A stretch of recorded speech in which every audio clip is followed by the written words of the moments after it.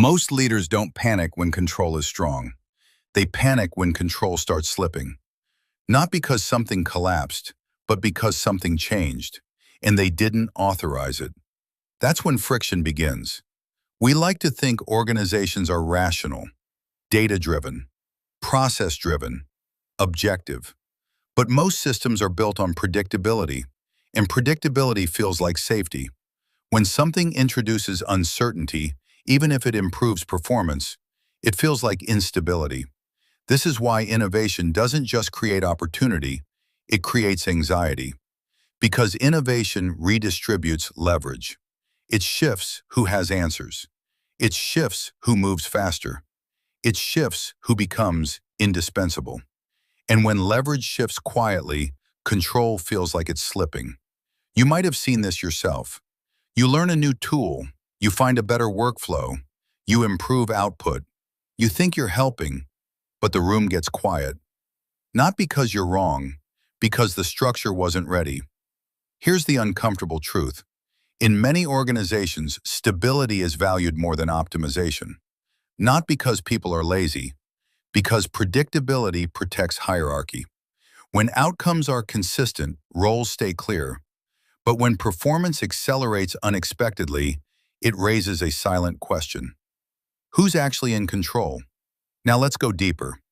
Most systems aren't built to reward the fastest thinker. They're built to reward the most predictable contributor. Predictability makes planning easier. Planning makes forecasting easier. Forecasting makes leadership feel secure. But innovation disrupts forecasting. And when forecasting becomes unreliable, anxiety rises, even if results improve. This is where the emotional tension hides. Because innovation isn't just technical, it's political. It changes influence patterns. It changes who gets asked for answers.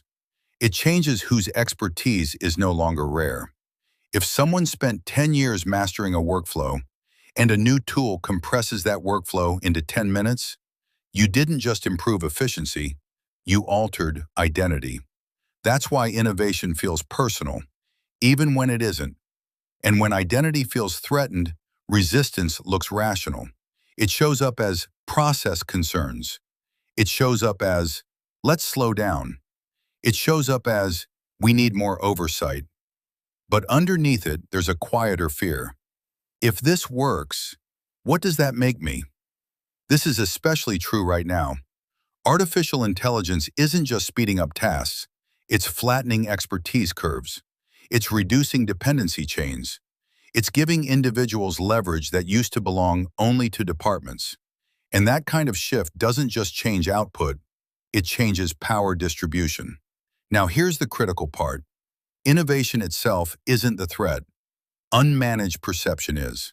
If you introduce change without alignment, it feels like replacement. If you introduce acceleration without communication, it feels like exposure. If you introduce leverage without context, it feels like instability.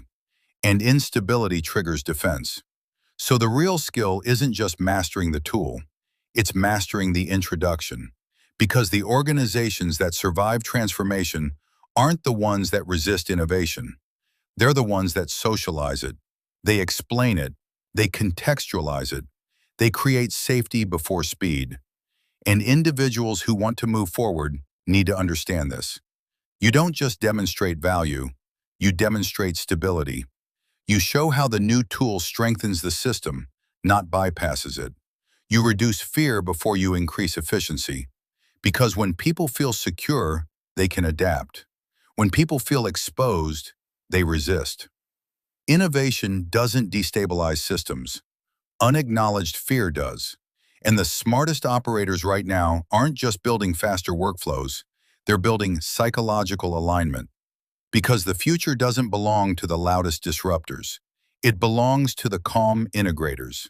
The ones who understand that progress without stability feels like threat, but progress with clarity feels like leadership.